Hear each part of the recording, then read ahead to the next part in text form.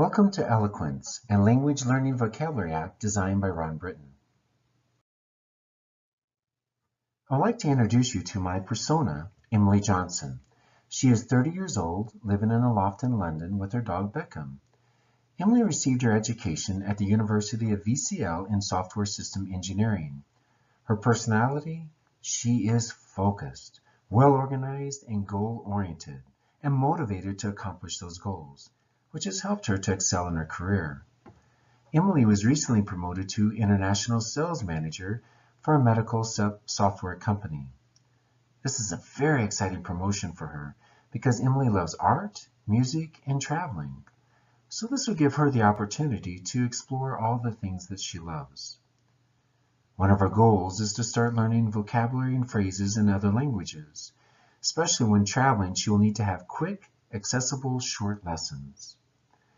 Emily thrives in collaborating with coworkers and friends and really enjoys the challenge in motivating each other to success. But her promotion does create a challenge. She is working long hours, travels frequently, and is in the process of understanding the needs of her clients who are from several different countries speaking many different languages. This means to be effective, Emily needs to be able to communicate quickly and more efficiently with her clients. But Emily's ready for the challenge. One of her favorite quotes is, "Whatever the mind can conceive and believe, it can achieve." I believe that by designing an application that can be quickly accessed while she's traveling is very important, as well as offering a variety of learning options. Then we can achieve her goals of learning common phrases and words in multiple languages. Designing an app towards her strength and what motivates her is an important aspect I will focus on in the design process. For example, Emily excels in a clear, well-organized professional environment. Also, one of her favorite quotes is, "A goal without a plan is just a wish." So designing the option to set goals and to be able to go back and review those past exercises should be incorporated. I think it would be important also to tap into how social she is as well. I feel it would be an important motivational tool for her to be able to collaborate with her friends and colleagues. And bringing this all together, I need to keep in mind she needs to be able to learn when traveling with quick access and short lessons. Now that we have a good understanding of Emily's needs and challenges, I put together a series of questions to conduct user interviews. The interviews were enlightening as they gave me a variety of ideas and functions that I should build into the design. Using that data, I was able to quickly draw up some sketches to bring those ideas to life. It was fascinating as it came to life. Some of my original ideas that I thought were so important no longer fit into the design, so I had to adapt. Here's a few examples of my low-fidelity wireframes. Starting with the splash screen, I incorporated a picture of a place of one of the countries that could be selected.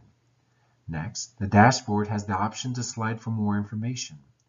From here is the option to create a user account and some of the steps involved, or for the login. Next, off to the right, I provided a couple examples of the test. I designed the test with a variety of questions to make it easier and more enjoyable to learn. Now I was finally ready for the usability test. I decided to focus on testing the following functionality. Creating a new user account, I wanted to make sure that the experience was simple and could be quickly completed. Testing the login experience. Was it quick and user-friendly? And the last was testing the main functionalities. Here I focused on 4 main points that would give me a good overall experience from the feedback. One was the beginner's course, the overall experience. 2 was reviewing the dictionary of missed words. Was it easy to find? Did it accomplish the user's needs? 3 was accessing and editing the profile. And 4, navigating the directory.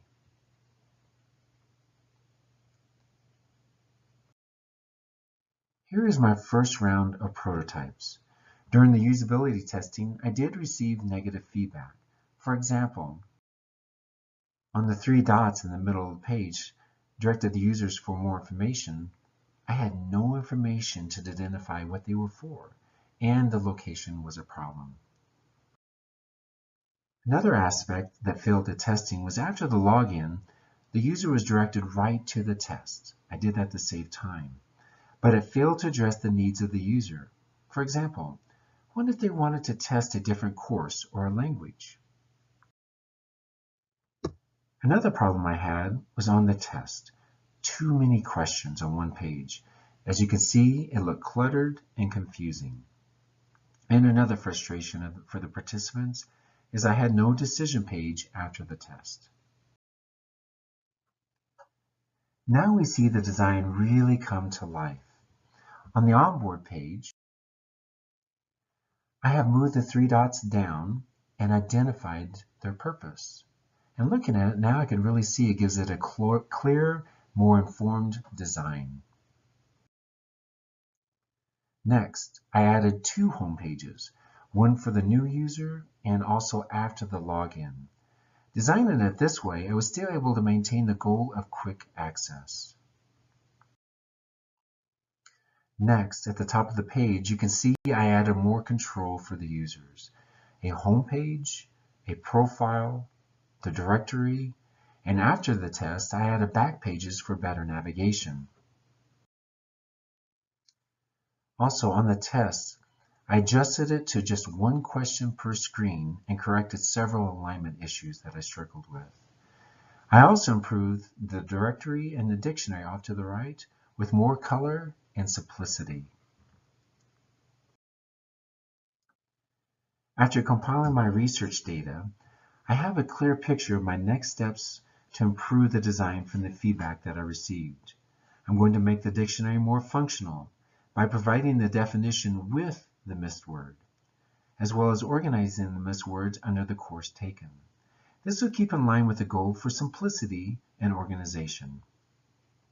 Under the profile, I will add the option to select multiple languages. Currently, I just have one. Next, I want to finish the design by adding pictures to the test and to the background. Then I want to continue to improve with more usability testing, more feedback, and using that data to improve the design. The design process has been a great experience, one full of emotions, exciting and fun, and so frustrating at times. I really enjoy creating my persona and the story. But I must admit, at first, I wondered how this would be beneficial.